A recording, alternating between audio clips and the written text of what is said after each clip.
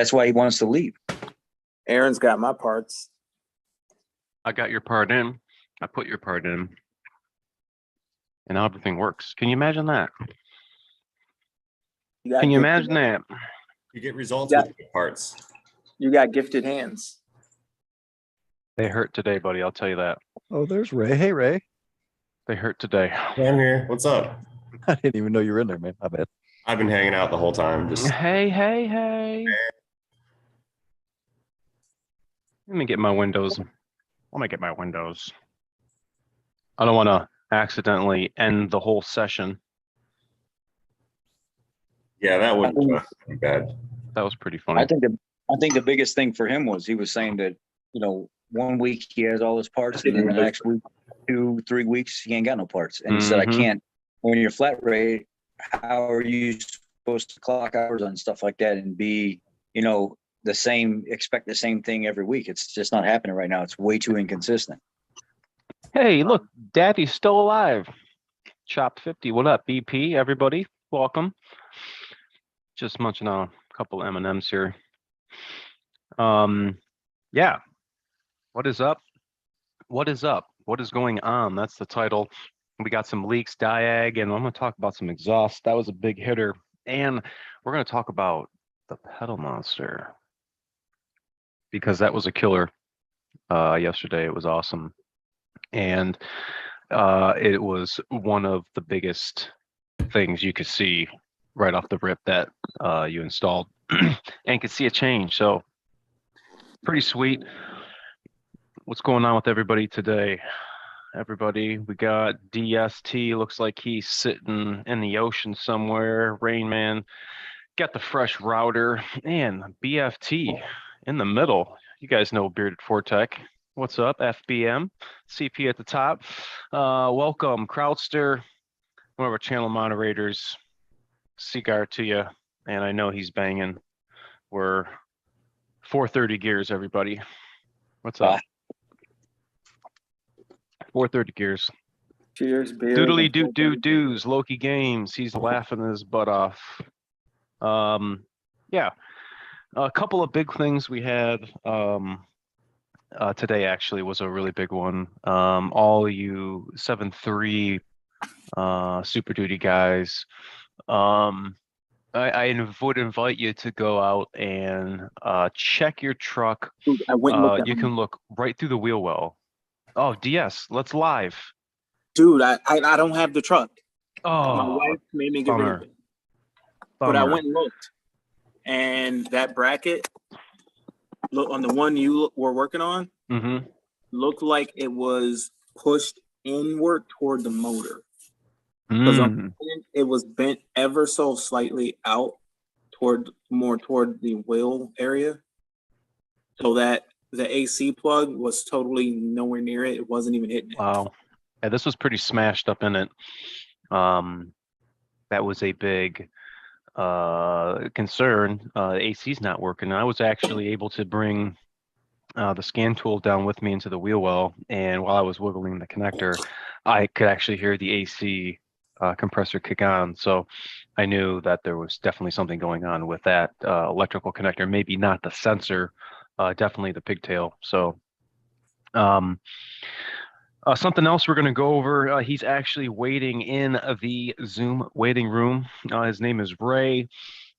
He has got a Super Duty that is very, very ill and is having problems getting it checked out.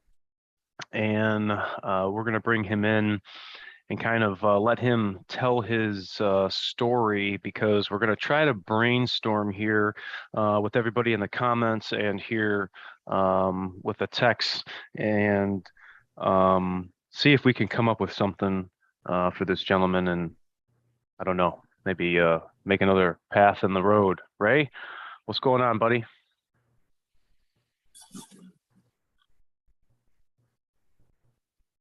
Nope, I don't think he's got his ears on. Roger that, Echo One.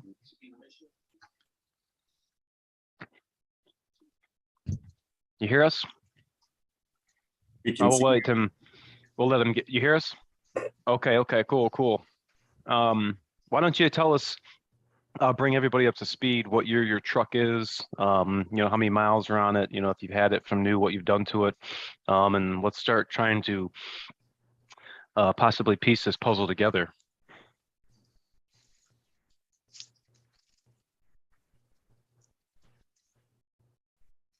You got us?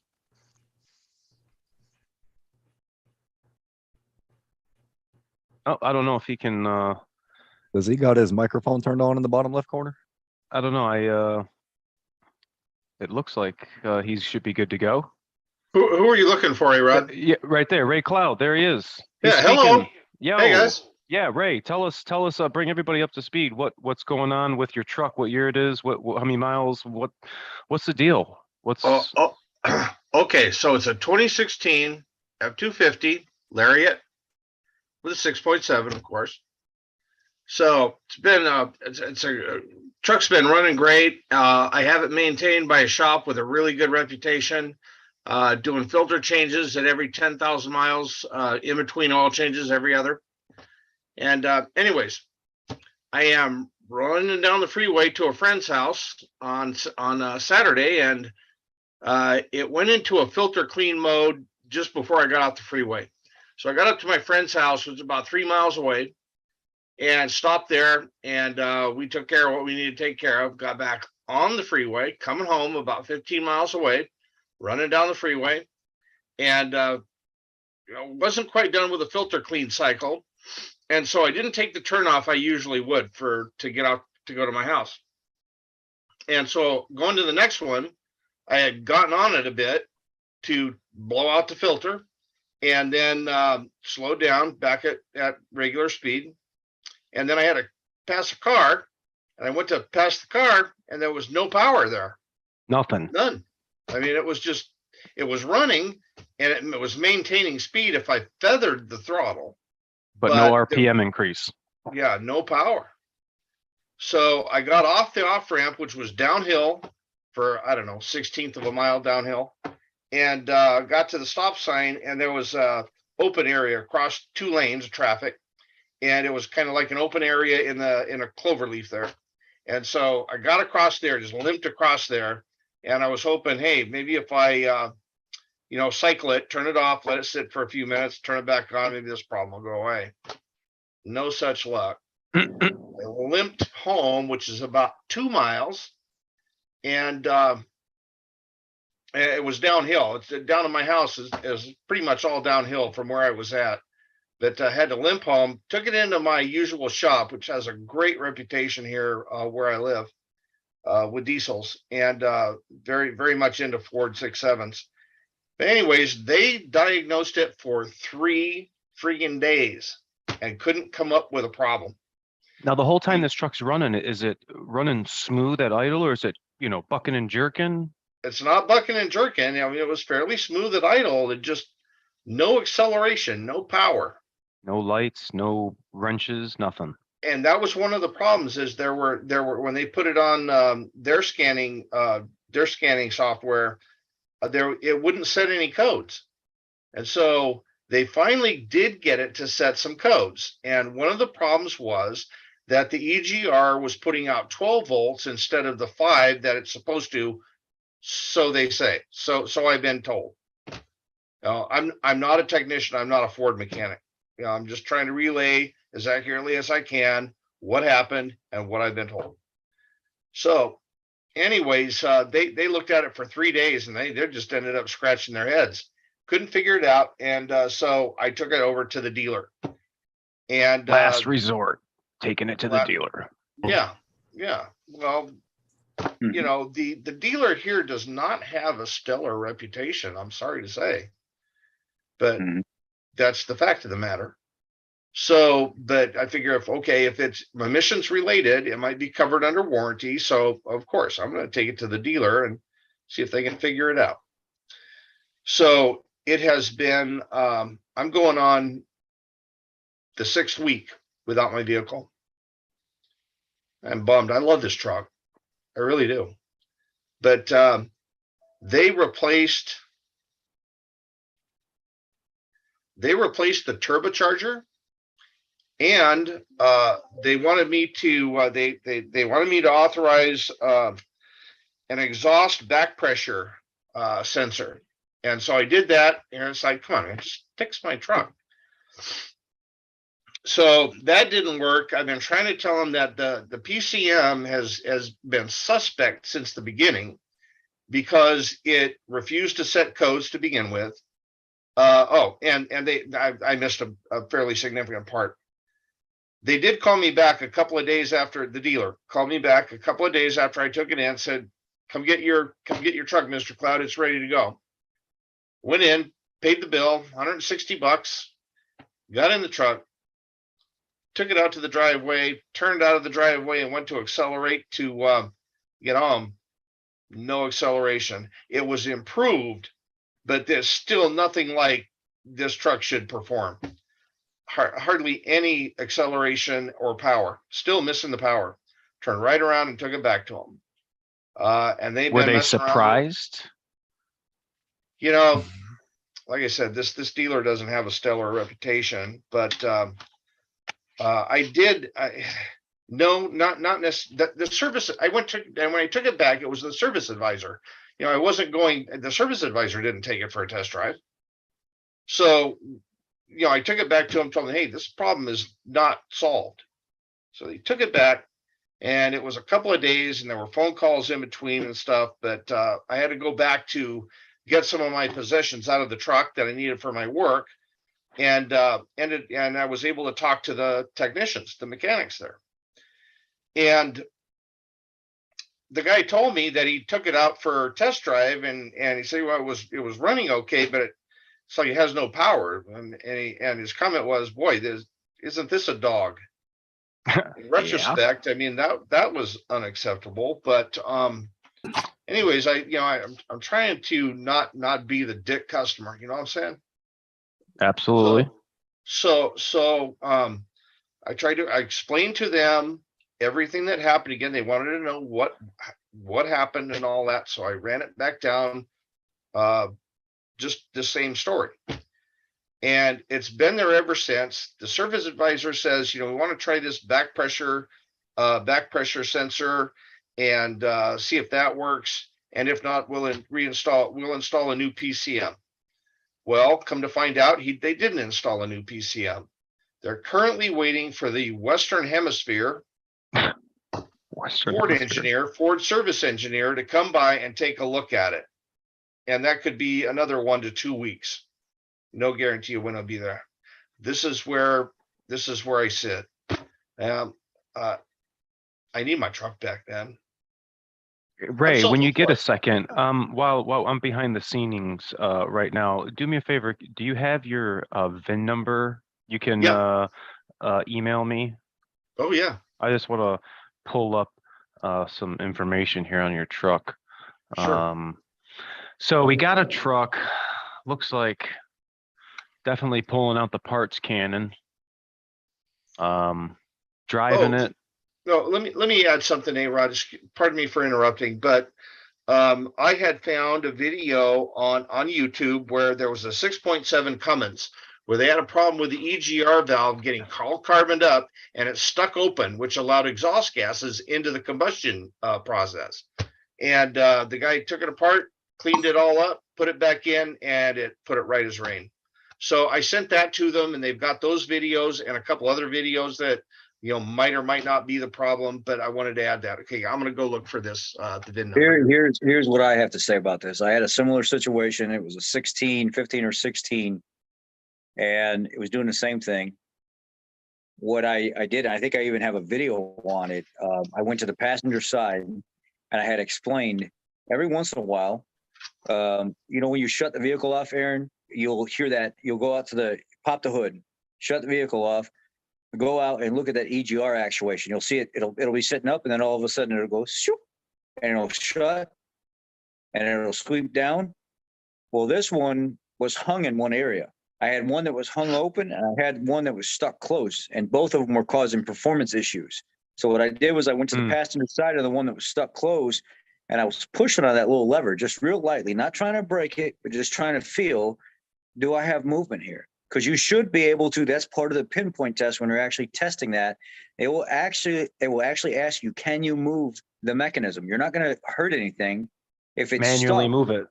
you will be able to feel that it's stuck. If it's stuck open, you won't see it reset and it goes shoop and reset right when the vacuum and stuff's released. And you can actually pull vacuum on that to test it and make it go both ways. I did it manually on both of these, and it was both of these were causing performance issues. Same scenario. I'm confused as to why there was 12 volts at the EGR valve. The EGR valve should be getting VREF from the PCM, which is only 5 volts. Aaron, So I'm if it's looking short- at I'm if it's actually looking short at to that VREF. diagram right now. And I'm looking at that VREF circuit right now on a diagram. And I'm wondering if that circuit's taken to or 12 volts instead of 5, why did they not let the Ray know that there was a looks like a manifold, map sensor code. There should have been a map sensor code without that circuit being operable, and there should have been. I see an exhaust pressure sensor in the rear of the engine. I see that there, which explains why they would want to replace that. But why did they put a turbocharger in it? That's got nothing to do with the Right. Yeah, there was no turbo underboost code either, so I don't know why they put a turbo on it. Yeah, that doesn't make sense. Yeah. They Well, and said they replaced it. They said they replaced it. Even I'll if- just leave it at that. Even if I had a bad turbo, I may not be building boost, but I should still be able to increase RPM. Yeah. The fact that it's not, am I correct, Ray? Is it not increasing RPM, or can you sit there and rev it up sitting in park? Yeah, I could rev it up sitting in park. And when I was driving, I could see that boost. It was getting boost, but there's just no power. Okay, that VIN number is on its way to you. Excellent. Hey Can't Ray, do nothing there's without a VIN. that 5-volt reference. Can you see where their splice is at? What? Engine wiring harness near the breakout to fuel injector number 1. It's splice S111. You're way You'll- beyond me. You also got to remember that VREF also is internally routed through the PCM, so it could be in the trans harness too. Ooh. Yeah. Yep. Right. So, yeah, unfortunately, that's a hard one to diagnose, VREF. I would be checking if it would have been me and I got anything EGR wise, I would have started looking at all the basic stuffs first. I would have checked mechanical binding. I would have made sure vacuum was doing what it's supposed to do. I would have checked all the basic, because normally right then and there, it'll give me an idea if I even have a problem with that stuff. What that is, that looks like a B. 2 G E 344. All right, let me go back over here. Was that one of the ones that could have that map sensor that was causing an issue back in the day, where that map sensor would build up all that soot and shit on it, and it would cause erratic readings and it wouldn't let it perform properly? It Oh, yeah, could. they replaced that too. One of the things, like you were just saying, to check the basics, what I'd be doing would be checking all my pressure sensors, map, EVP, barrel, comparing all, all 3 of those. Those are the big money makers. Those are all basics that should have been done right off the bat. Yeah, I mean, I got burned and I'm not going to get burned again. And I tell everybody to at least, it's worth a check, is those ports behind the throttle body. I'm not saying that this is your problem, but whenever you have a drive problem or some weird 207F, weird shit, I always, mention it's a good point to at least remove the throttle body and just check those three little delta holes right behind that circular thing, because trust me when I tell you that. Well, the basics, I was thinking more fuel, but I'm not. With a 12 volts, I'm thinking VREF. Yeah, absolutely. It might be taking a bunch of stuff down. Is the But that DPF? should definitely set codes though. That's the Yeah. only thing. Yeah, you're right. Is the DPF pressure sensor on the same VREF as the EGR valve. Hold on. I don't have it pulled up. I'm getting there. Let me get I there. don't see it 16. on You mine. know, Ray, It's in a worth, message. Hold Hold on. Cloud, it's worth it if your truck is going to be at the dealer for another extended period of time. And obviously there's some diagnostic issues going on. It would be worth your while to probably call the Let me share. CRC, the customer relations hotline or phone line to Ford Motor Company, at least talk to them, plead your case, let them know, hey, my vehicle's been down, I need this, it's been at such and such dealer and I'm not getting any help. Is there something you should recommend or can recommend? Do I take it to another dealer? And they might reach out to them to either give them a kick in the butt or offer some additional assistance that maybe they're not reaching out Is that for. 2-wheel or 4-wheel drive? I'm sorry. Pardon? Is it 2-wheel or 4-wheel drive? 4. Right here's your VREF message. Here we go. Okay, where are we at here? We got EGR valve is on VREF B. Okay. So we got fuel pressure 80 psi, barrel map, EBPs 14.7, fuel filters replaced 500 miles ago. Replace EGR valve. Vehicle has a lack of power. Only thing that comes on is a 402. 402. So we have the PCM's going to be looking at the mass airflow sensor. And if we're setting a 402, do we really have more EGR flow than we should? Do we have a sticking EGR valve? That's where I'm at with it Yeah. I wonder what your parts per million on the upstream NOx sensor is when Right. this is going on. Like, is it at 5, 6, 7, 800? Or even monitor the EGR outlet temp in the up pipe or that little pipe and see what's coming out. If it's 300 and some degrees, then we have flow when there should not be flow in there. because that would create that concern. Absolutely. And if it's not big enough, you may not flag anything if the sensors aren't sensitive enough to see it. But at the same time, we still keep going back to that 12 volts. The 12 volts is only going to be, to get that 12 volts on that circuit, you're either going to have a direct short to power, or that would be coming from the PCM. But Or you would something on the think PCM.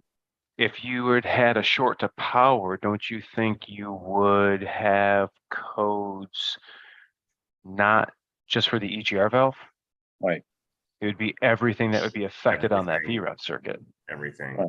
And it wouldn't run because somewhere there's a crankshaft position sensor. Yep, that would have took that out. Yep, that crank position sensor it's not directly in that VREF circuit, but through the exhaust pressure sensor, it's involved. So that signal from the crank position buses through the exhaust pressure sensor. So it wouldn't even run. Hey, I did find something for the NOx sensor. Actually, believe it or not, a 6.7 will run without a crank sensor. What, really? It'll Yeah, run like it will. crap, but it will. Oh, you got me. Because it still has Still has cam, cam. right? Right. Yep. It'll go off preset, or what do they call that? A base table setting or whatever, and it'll run Okay. like shit. Yep. I had one down here in Eagle Lake that had that problem. Not Eagle Lake, but Lake Wales. Yeah, Wacker Ford. This is a onboard diagnostic system, contains a software error that prevents the illumination of the malfunction indicator lamp for emissions. So it's telling me the NOx sensor or in the catalytic converter portion of the selective catalyst reduction system. So they're supposed to reprogram the PCM and then go for a drive cycle. They did that. They did do that? Yes. Isn't that the reprogram that we were doing there for a while? The PCM reprogram? That Mhm. was 20 E07. no. This is where'd it go? You know, Uh, one thing we're all hung up on is this 12 volts, and EO1. maybe the guy just didn't probe the right circuit. Like, Yeah. That's what I'm thinking. From what perhaps I'm, we don't have a 12 volt problem. Ah. See, we're all saying, yeah, there's 12 volts. There he here. goes. You know, See? We need you got to that. verify that Oh, one. okay, time out, guys. Okay, so when it was at my shop here, that's what they told me, is like they couldn't understand why it was giving them 12 volts. But that has not been reported by the dealer. If that helps. But we don't know that the dealer tested that either, though. Okay, well, I told them about it. Right. Yeah. There's also the TSB for the CAC outlet upper and lower tube assembly. We have a lot of unknown. A True. lot of unknowns. Yeah. A lot of variables into play. That's why all of us should be together in our own place. We'd have this done like yesterday. Bro. All right, everybody in the comments, if we all had the ability to have one centralized location, would you bring your trucks to us? Let's say it was a couple hours away. Would you guys waste Couple hours. would you waste your time and come visit us and spend your hard-earned money to at least know you're going to get some sort of satisfaction completed on your vehicle, or know it's in good hands?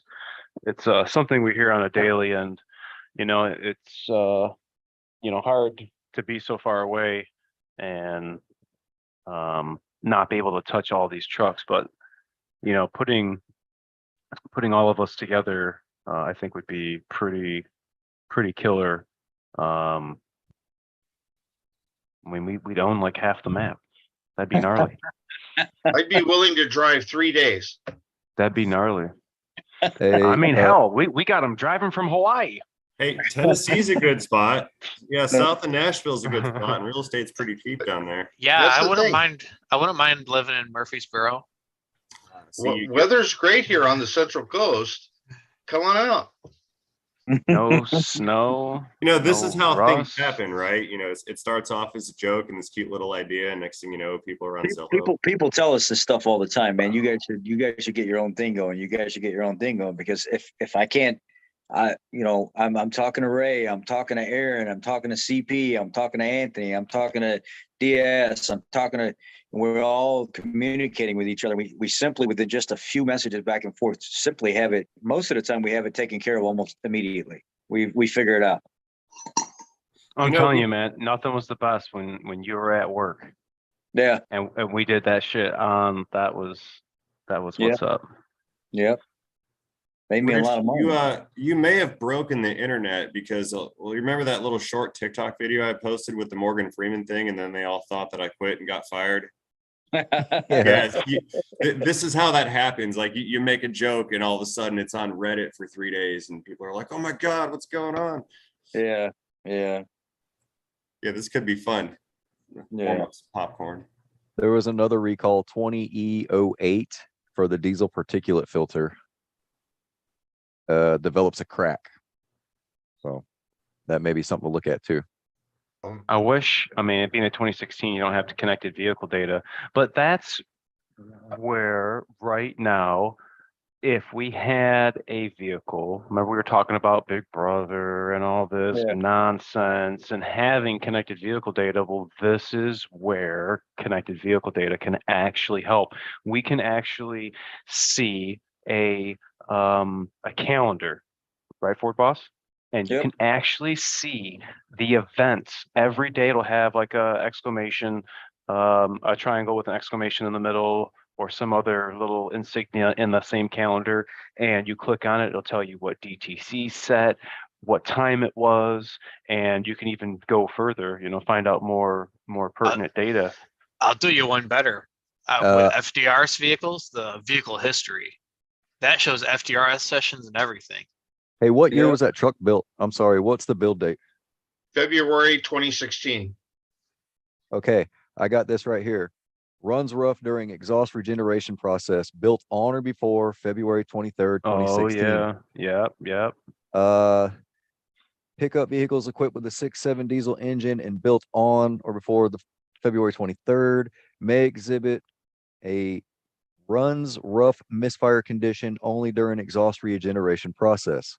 This condition typically occurs on light throttle tip in between 40 and 70 miles an hour and will not set diagnostic trouble codes. The concern may be intermittent and a knocking noise may be present during the concern. Service procedure, reprogram the PCM to the latest calibration. The message center display clearing exhaust. You know, it's giving me a pinpoint test and it tells you to replace all 8 exhaust valves and valve seals. Yep. But that was only during regen though. That's what they were saying, wasn't it? Or during exhaust cleaning. I think it was Oh, we do have a 402 and a 1247. 1247 turbo boost low. Don't know what that one is off the top of my head. 1247. Yeah, turbo boost low. You said 1202? 1247. 1247 and a 402. Oh, 402. So the 402 is too much flow. Yep. And I do not know what the 1247 is off the top of my head. Said 427? 1247. PCD. Turbocharger boost pressure low. Yeah, that's what I thought. Kind of So sounds like that- a stick. Kind of sounds like sticking exhauster or something in the.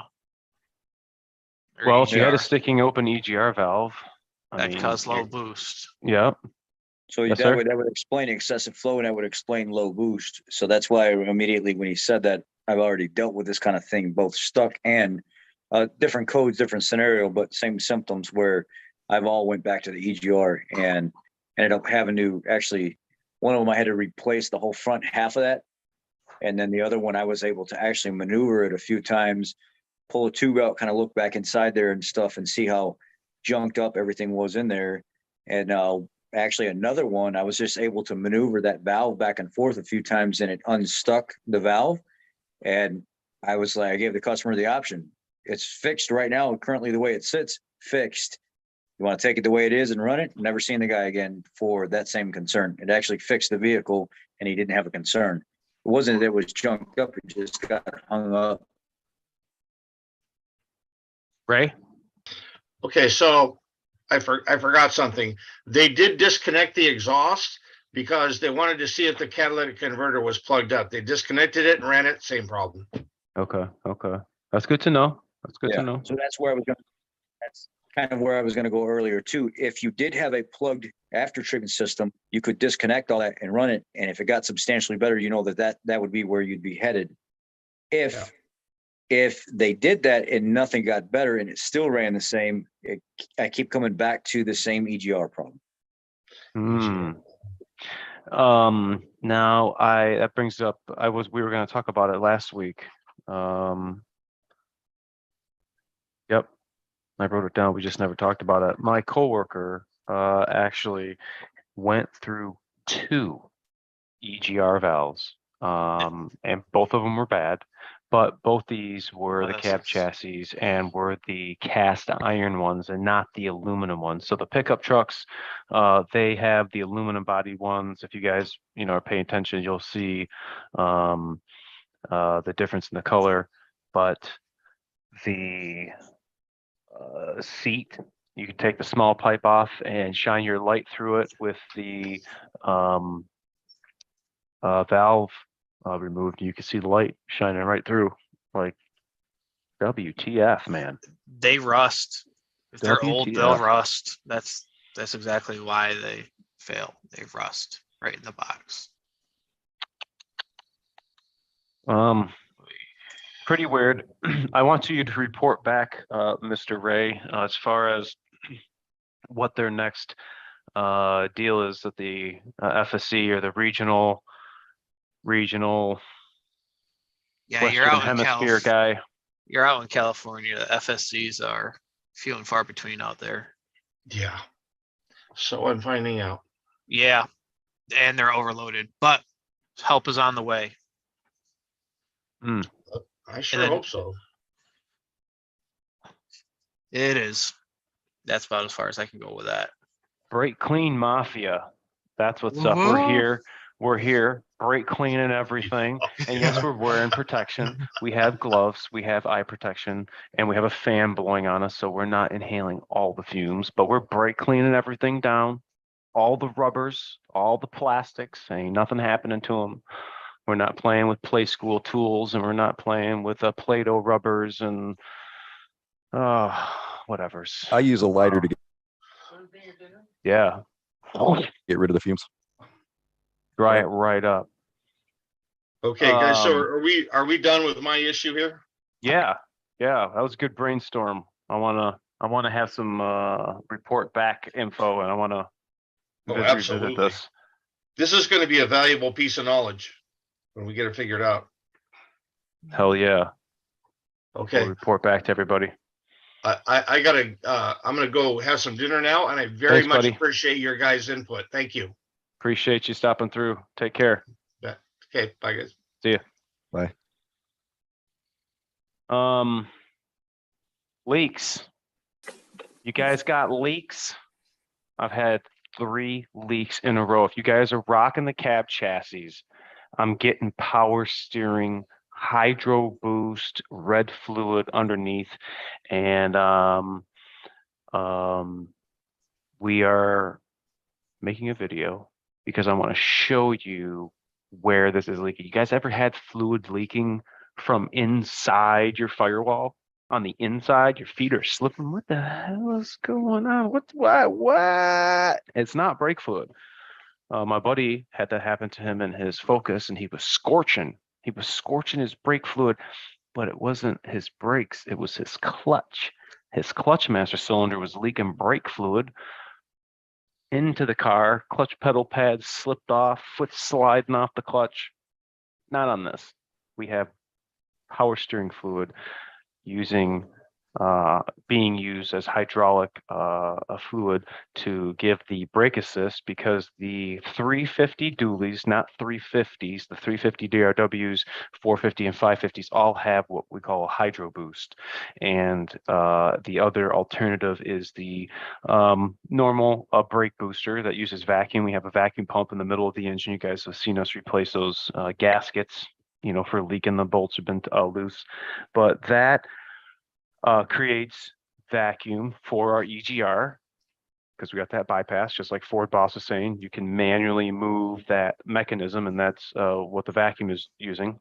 It's also used for our 4x4, but on the 250s and 350 pickups, single rear wheel, it also goes to our brake booster. And I just was going over with a gentleman, I think last week, because he has gone through, get this, 5 brake boosters. He's been to aftermarket shops, he's been to the dealers, and he has been through at least 2 brake boosters in 1 year. And this is his 2nd year of doing it, and he's actually going on his 3rd one. And he reached out to us and is like, dude, do you have any idea what's going on? And the very first thing I thought of, my coworker, I remember he had something similar, but it came in for an oil leak because it was so bad. Oil was leaking out of the brake booster because the diaphragm in the vacuum pump failed so bad that it was now pumping oil all through the bottom of the degas bottle, that reservoir, that vacuum reservoir, through all them little lines and into the check valve, into the brake booster, and was filling up everything. He had a very poor brake assist. So not only did the brake booster have to be replaced, all the rubber lines, degas bottle, vacuum pump, the line going over to the EGR valve, and kind of a messy situation. Well, as soon as he popped off his master cylinder, he showed me pictures, and you could see right in that where the rubber seal is, it was just all black, where obviously fluid should not be. So the other way around is no booster, and having that hydro boost is a lot more cleaner. There's more room because you don't have that big circle right behind the master cylinder. But wherever those two seams come together, you see red all down the frame, the shock tower, and it was pretty messy. They said they actually had to add fluid to it because the brakes, when you turn the steering wheel on the brakes, you get that kickback and so that was, whoa, what's going on? Pretty weird. I don't know if you guys have ever had that happen, the hydro boost leaking, but apparently it's been leaking since the 7.3 days.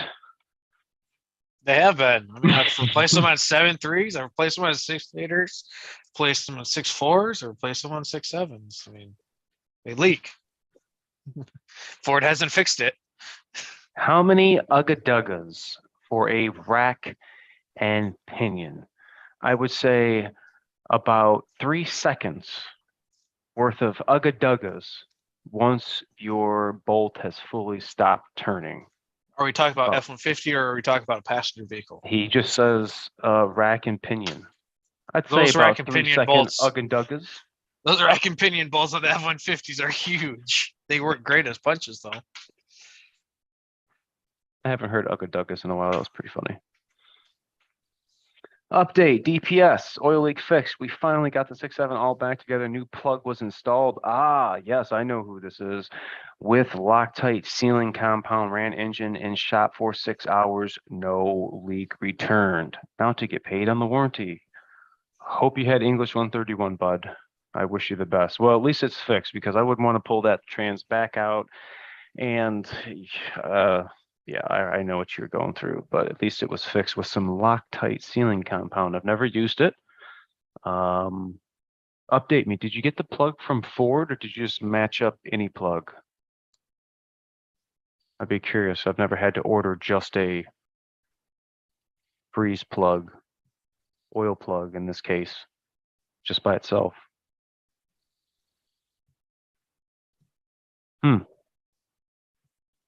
Yep. Yep. Yep. Leak there too. Yep. I'm telling you, I'm getting more leaks.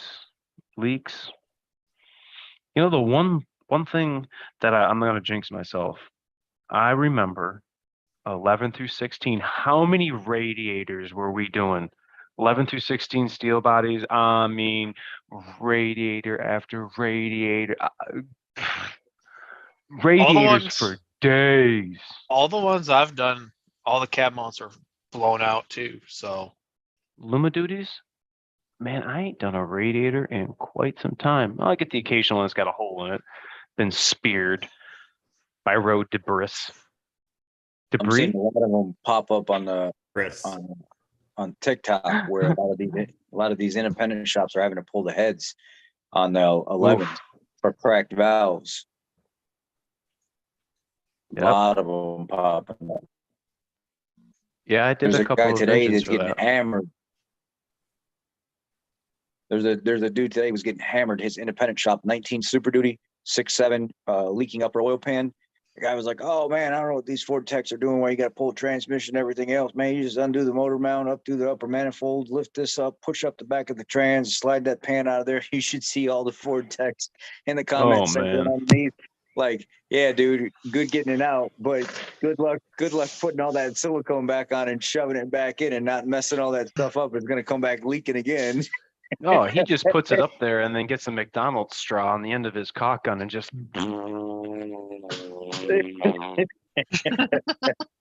And then couple guys was like, "Yeah, good job, resealing that oil pan." And then when the rear main seal was really what was leaking the whole time, you could have changed it while you were there. Now you ain't changing it, bro. Pull it out, do it again. Yep, and you doing it for free this time. Yep. Glenn, question 2016 F350 6.7. Do I have to go to the dealer to get my PCM updated or flashed? Yes or no? Yes, because the dealer has everything that it's going to be needed. No, if you go to independent shop, as long as they have IDS is going to be able to connect to the correct servers, which is going to allow the computer to download whatever cal you need. We don't get to pick what it is. Like, oh, can I get the cal that's going to get me 40? No, it just, the computer says there's an update, and then you say, do you want to do it? And it says, yep. You hit the tick mark, and it goes with those noises, and then it comes back to the computer, and it says turn the key on, key off, and boom, and it starts. I mean, paraphrasing. Make sure you have your battery charger hooked up. Oh, Otherwise, you hit the tick mark and it goes, shoves it all in there, and you're good to go. It's very crucial when you're programming this stuff, guys. All these new trucks, man, like as much of a pain in the ass as it is to do it, get the goddamn battery charger out, hook it up, Yeah. just do it, because you'll get to your last module and say, warning, Battery voltage low. has dropped critically low. You are now in Failed update. yeah. Aaron warned me on the last one I did. He said, hey, put the battery charger on when you do that 20 EO7. And I was like, come on, dude. I'm putting the battery charger on it anyway because he said, but once I started it, I was like 4 or 5 modules out of date. Are you freaking kidding me? Yep. And you got to do them all. You can't skip them. You got to do them all. No. And See, you better have a battery charger on it. a lot of guys don't know that maybe are listening. You know, when you come in, not that you go and you request, you know, I want a PCM updated. When we're doing things that require the repairs require, you know, updates to the PCM, a lot of times it's a coordinated flash. It's going to be the PCM, the TCM, the glow plug control module, the particulate matter sensor, the NOx module. All that was there. I was Yeah. like, oh my God. Yep. So And don't let it fail on you. I'm Put the battery charger pretty good at recovering it, backdoorish, using IDS and not identifying the vehicle. But FDRS is a whole different ball game. If it loses or bricks, you know what? I stay in my lane. I'm not computer wizardry. I don't. Sometimes you're gonna have to replace the module because the FDRS will brick it, and it's doing and transferring all those bytes and going level to level and rearranging the furniture and coming back out, and it's like, what door did I just come in? Well, I'm on the 5th floor, right? No, bro, you've been on the 10th floor this whole time. Bricked, and then your DS truck's TCU, and it's not doing nothing. Yeah, I remember or that. my TV. Or IPMB, which is another one of the things I wrote down today. If you guys are interested in getting that nav TV, you guys saw me do that nav TV, the IPMB, which is behind the radio, which is the interface for the 360 cameras, or whether if you have any cameras, that's what is the imaging processing module B. This is no longer behind the radio. I worked on DS trucks F250 22, and I went to replace his IPMB because his cameras weren't working. And he has Sync 3. He doesn't have the Sync 4 big screen. So, I mean, it's been back there for the last 5 years. Why would I read the workshop manual? I mean, it's right there. Take the radio face out. Da, da, da, da, da, da, da. Guess what? It ain't back there. I'm like, it's not. Where? Dude, so it's just a Where the hell did it space go? there, it's just missing. I had to get the workshop manual, and they put that son of a above the accelerator pedal, mounted with the bolts going from the firewall backwards under the dash.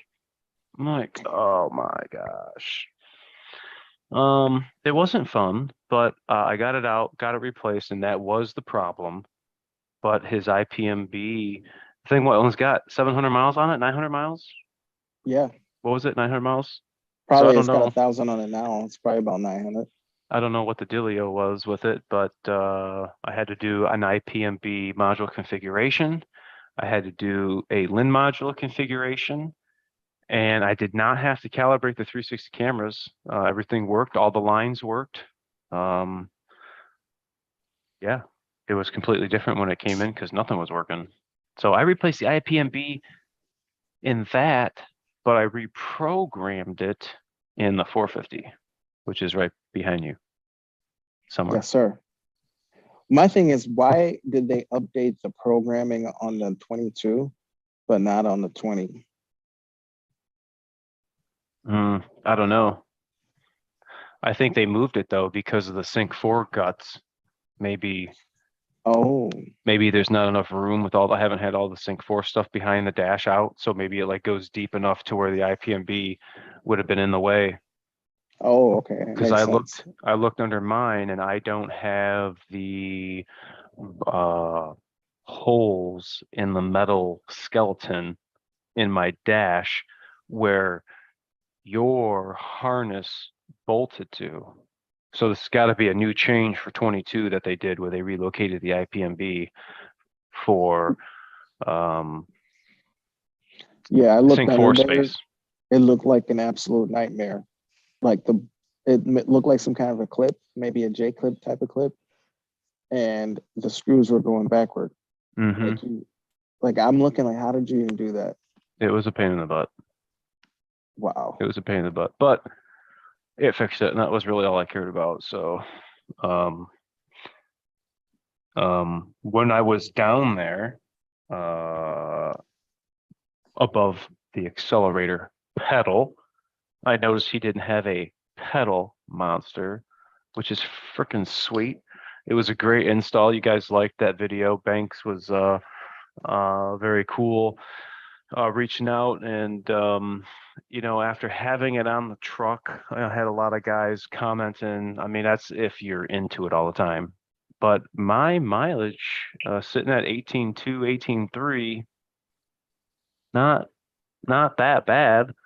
Right now I'm rolling on City 8 is what I have it on with no trim. I'm not towing anything. So any news on the 350 2023? I did hear that they're going to have 4 new colors. Did you hear that, FBM? No. Yeah, a different blue, a green.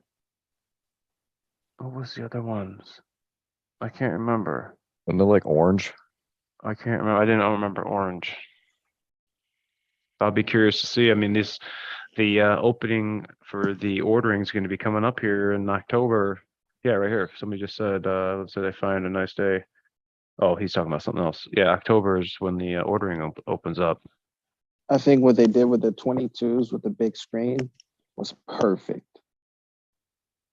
I think the floodgates are just going to be they're going to be just nonstop order. Dude, you can't, I mean, you haven't been able to get them and you can't order anything right now and there's a gap.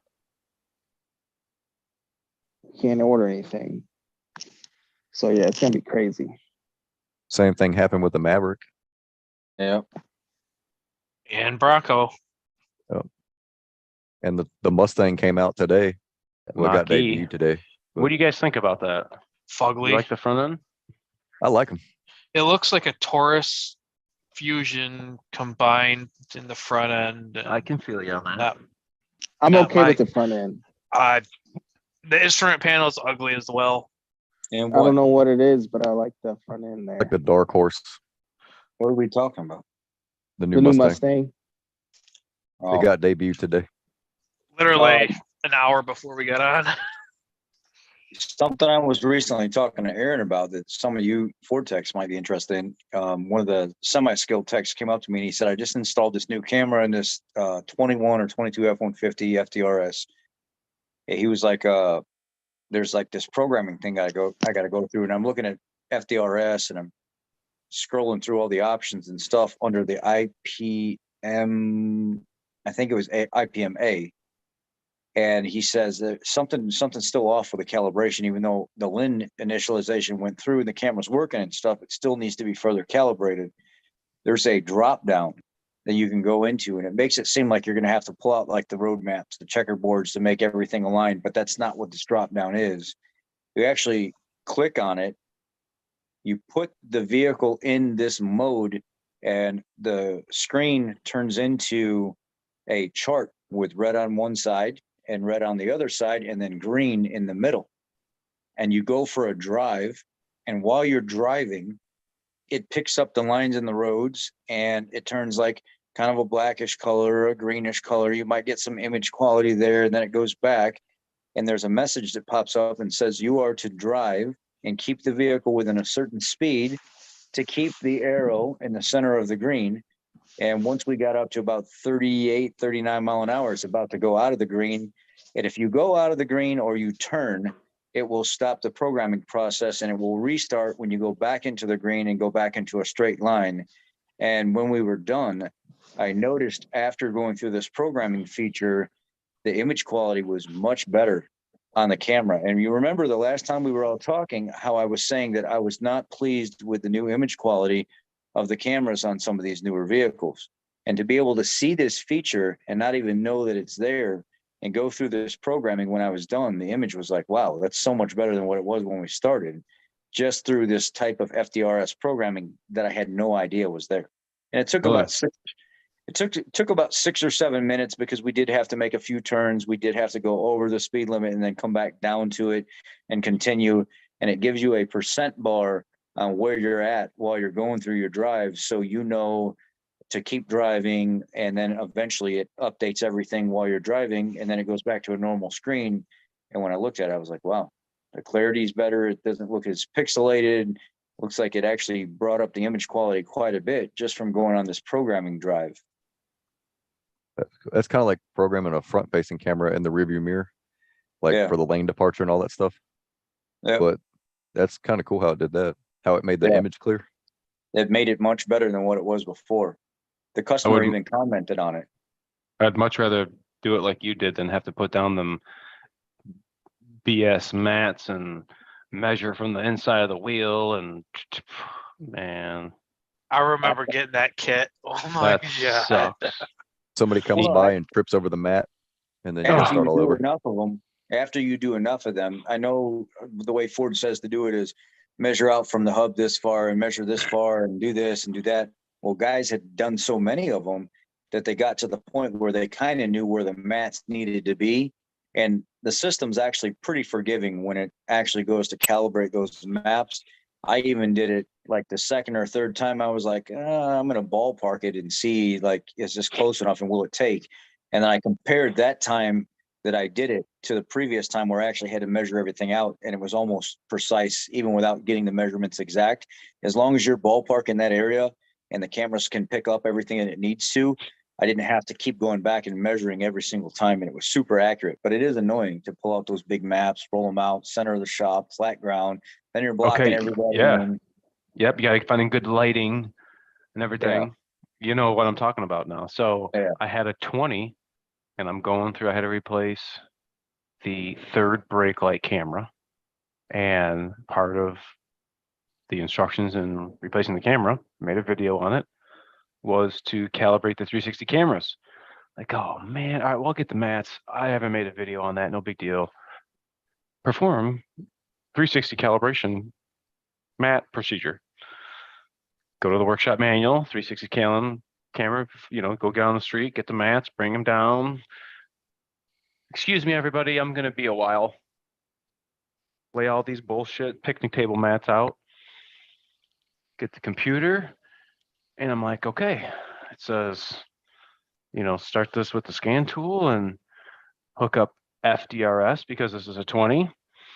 Go down to 360 camera calibration, and I mind you, how long does it take you to lay everything out? I don't do this all the time. So it's like I got the ruler, and I'm laying on the ground and making measurements. You know what that computer told me? Place the vehicle in drive and proceed to go above 10 miles an hour. I'm like, are you fucking kidding me? What do you know what I just do? What the fuck do you mean drive the car? Oh, I was so Leaves a mess. pissed. It didn't say shit. Them jokers have not update. Well, they probably have now, but when I was doing that, they did. That was for 2019, brother. This is FDRS. What? I wasted time that I did not get back. Thank you very much. So Report a problem. man, that was too long ago. So yeah, that was. I wasn't We too had happy. we had a navigator where we had to do that with, like, just 2 months ago, where one of the techs that's not very familiar with doing the computer programming and stuff, he couldn't get it to pick up with the lighting that was in the shop, and he was on flat ground and it wasn't good enough. He tried it, failed. Tried it again, failed. Went out in the parking lot where it was nice and sunny and flat, failed. The fourth time he went through, it was able to accept everything in program. And I was like, are you freaking kidding me, man? I'd hate to be that guy over and over and over and over again. I'd have burned those damn mats in the back of the gravel lot. Fuck that. Program complete. No check engine light set. Send it on the way. See ya. Set the toe and let it go. Set the toe and let it go. Rotating. Don't be lazy about rotating them tires. You have to rotate them. Going through fuel pump every 2 to 3 months. Rotate Brother. when you drive. Brother, that's not good. That's not good. Let's talk pay. What about?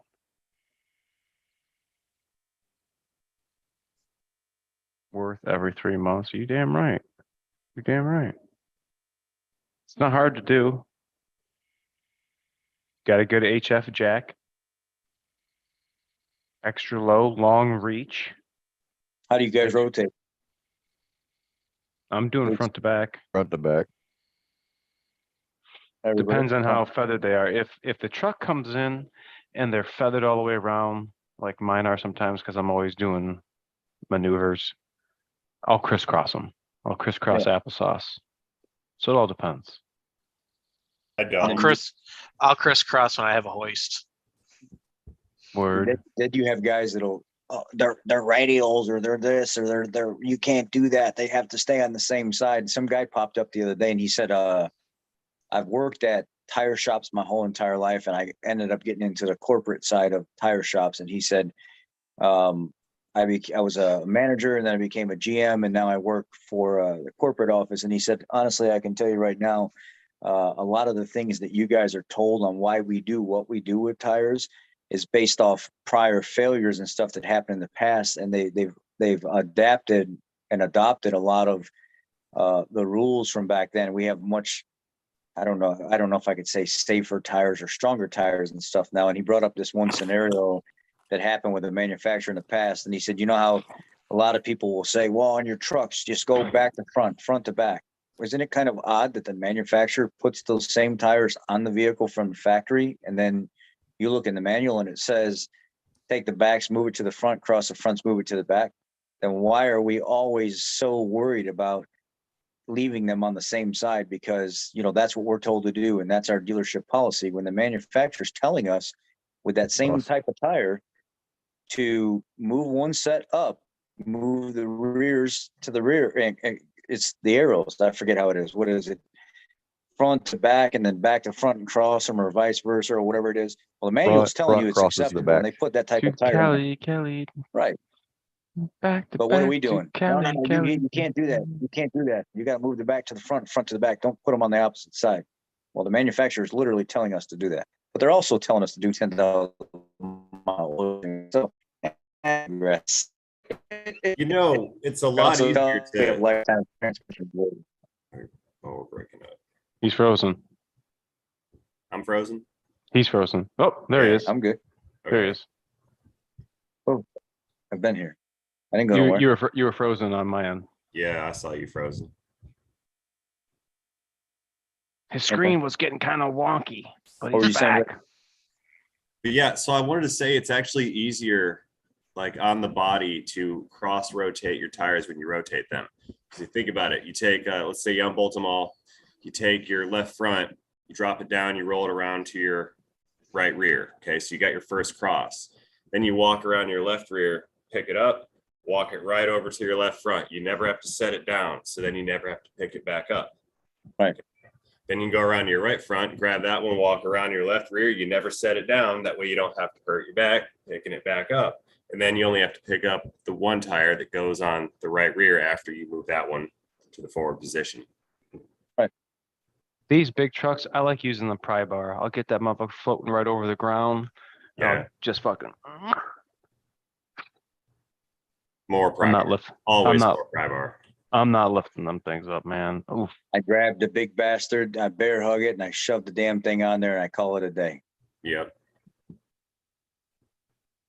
But I came from the truck world, so I was doing that with 150-pound tires as well. The elbows on the inside of the knees, shove the bastard right on, torque it down. So Where'd DS go? He's sleepy. He just doesn't want us to see him Stank. Yeah, he's sleeping. sleeping. His lawn. He's out cold.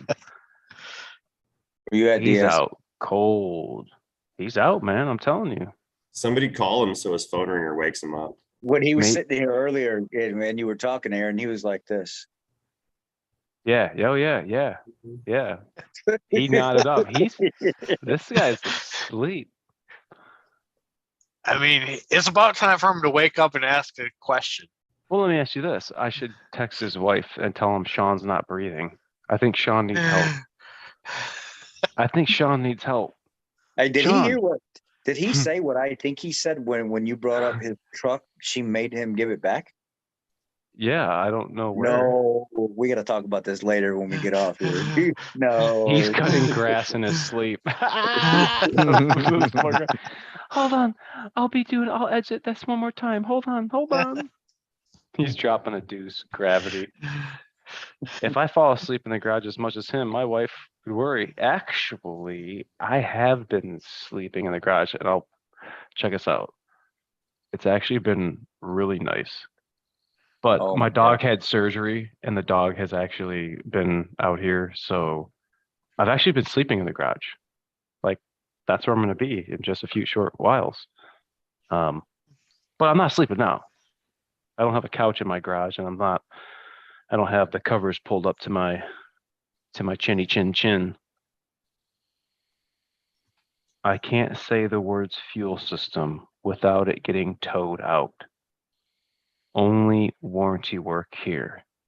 Well, that's not cool. Yeah, that sucks. That's not cool.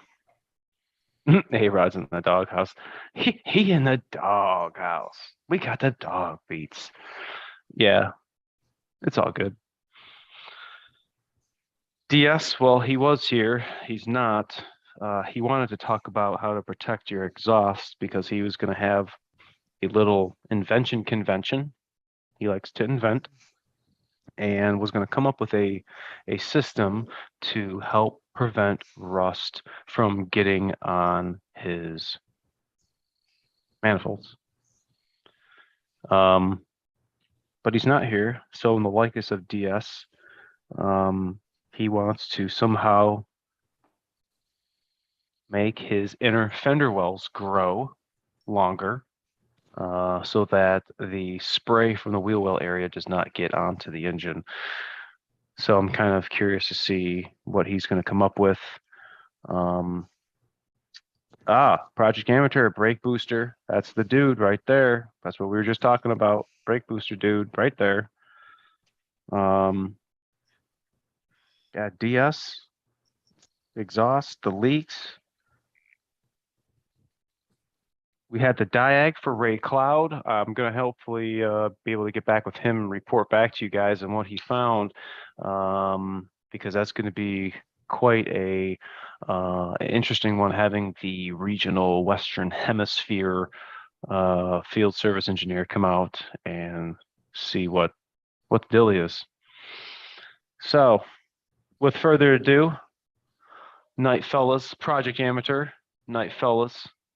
It's about that time. We will reconvene next week. If you guys have some things that you want to go over, if you guys have problems, you want to be a guest on the show and maybe talk over your particular issue you're having, drop me a line.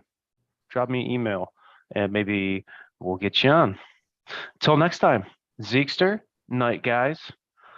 Ford Bearded Tech, Ford Boss Me, Rain Man, CP's Garage, DS. Oh, I hope he's